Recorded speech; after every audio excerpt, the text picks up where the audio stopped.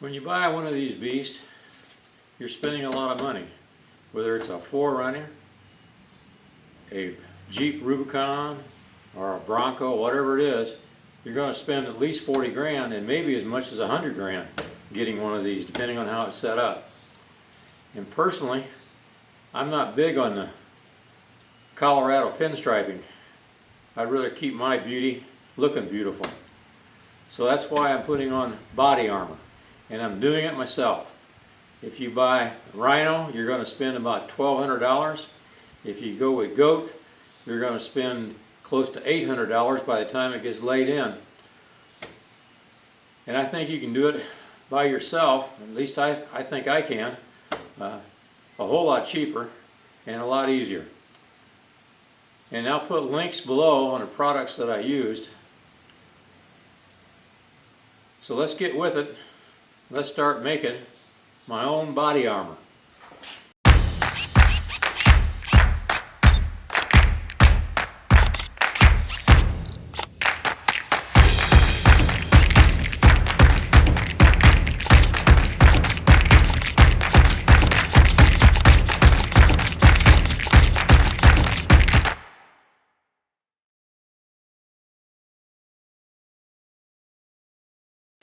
The first thing you do is make a paper pattern.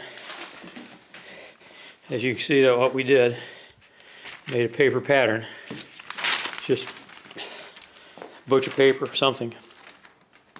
This is easel board paper. It wasn't quite big enough. I had to tape some of it together. Only tools you need a cutter,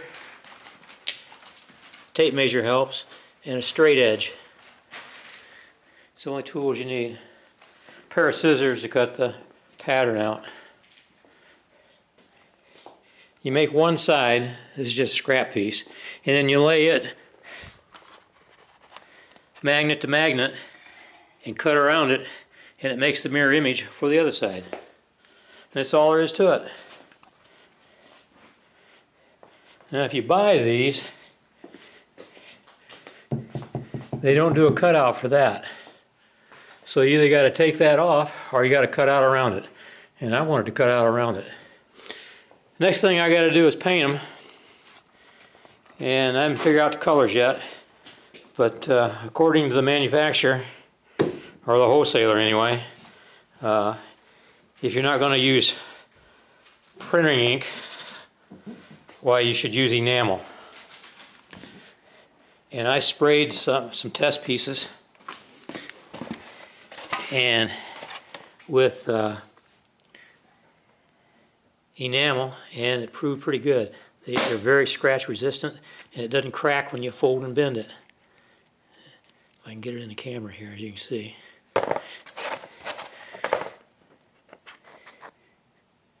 This was sprayed with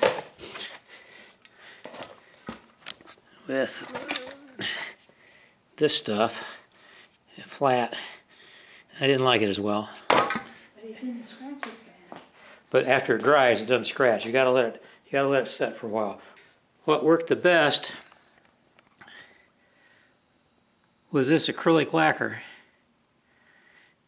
This is called Premium Automotive Formulation acrylic lacquer, and that really stuck. That's what the shiny test piece was. And I'm going to try to buy that in colors. Don't know whether I can or not, but I'm going to try.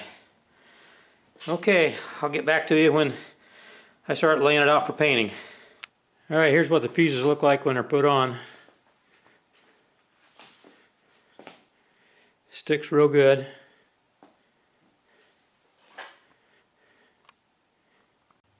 Here's the driver's side.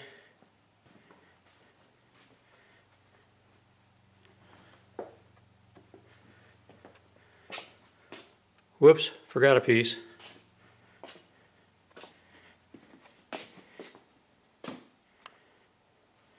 And when you buy them commercially, they cut that out, but no bigger than that piece is. If you need to fill up with gas, you just take that off. It's not that big a deal. All you gotta do is cut out a little diamond around the thumb hole.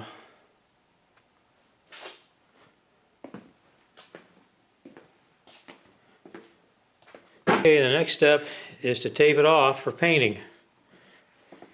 You can see we got it taped off there. So we establish our first line. Got it all the way down to one end. Then we measure the distance between the lines so that they're parallel. And we're going to paint this up here black, a light gray, a dark gray, and down here will be red. And you can see we got it all laid out. We laid out both sides the same. Tried to find a marker, something like the corner of this door, so far underneath the door handle, so that they're the same. And that's what it looks like. So the next step is taking these off and painting them. And as we paint, I'll get back to you. Well, I've got it laid out on the floor, so I know what to paint. This middle stripe there where the big hole is, that'll be a light gray, a dark gray, a red, and then everything else above that will be black. Over here, this will be black, and I've already got some pieces painted. And they're looking pretty good, I think. I sprayed a light coat, waited a couple of minutes, and then sprayed it again. So that's what I'm doing. I'm picking the pieces up and putting them on a table over here. Makes it easier to spray. Alright, get back with you as soon as they're all done. They're all painted now. It's been sitting there for over 24 hours, letting the paint dry. I used 3 different kinds of paint. The red is an enamel. The darker gray is a lacquer. The lighter gray is a lacquer. And the black is a acrylic enamel. They all seem to work equally well. So if I was to do it all over again, I'd probably just use Krylon or Rust-Oleum, just off the shelf, rattle can paint that you buy from Walmart. And here's a sample I painted. The key is you want to paint that when you bend and fold, it doesn't crack. That's really key. And the second thing is, I took this is just a can of blue Rust-Oleum I had. I think it's called 2X. And I tried scratching it with my fingernail, and I tried scratching it with a key. And you can see the scratch marks, but it doesn't scratch it off. I mean, you got to really get in there and gouge it and dig it and everything else to get it to scratch off. So it doesn't crack. It doesn't scratch off. And that's, for looks, that's the best you can hope for.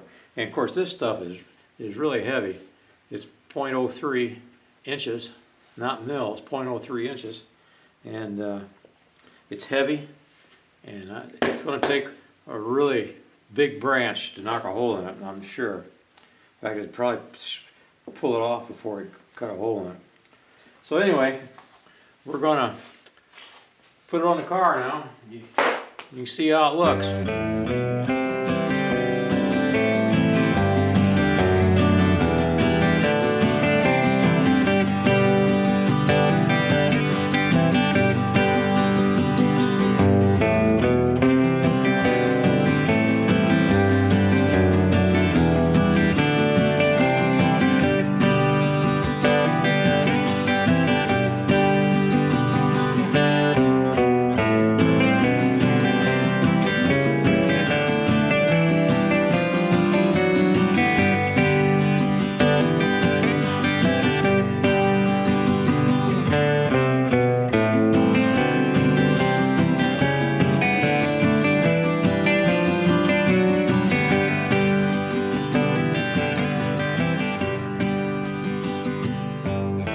Well, there it is. hey, you can do this yourself. Well, if I was going to do it again, would I make any changes? I think there's two changes I'd make. Number one, if you're doing a 4-runner, 2 rolls. Ouch! Got him. Fly biting me. 2 rolls of the vinyl wrap would be enough for a 4-runner. And I found that when I originally measured it, I was measuring going around the curves, like on the door panels, a full door panel. And when you hit a hard curve, the magnet won't stick. So you have to make it in pieces. The goat does the same thing. I checked out the site. And as you do that though, there's no bias to the magnet. So you can lay that stuff out any way you want, and you create a pattern where you have less waste, and 2 rolls was enough. If you measure it out full length, well, it takes 2 rolls plus, but you can't put it on full length. I hope that makes sense to you. And the other issue is, I wouldn't try to make the panels quite as tight. The fit, I wouldn't make it as tight as what I did. I'd leave probably 1/4 of an inch in my pattern space between the panels. It'd be a lot easier to put on, because if you have it overlap, and especially on a leading edge, a tree branch could pick it and pull it off. So that's the only 2 suggestions I have. Well, that's it. Thanks for watching. And you know, a thumbs up if you found this informative. A thumbs up if you think it's a good idea. Thumbs up if you want to try it for yourself, which you should. You can do it. If I did it, you can do it. And so in the meantime, keep your shutter clicking and your wheels turning, and we'll catch you on a rebound. Bye now.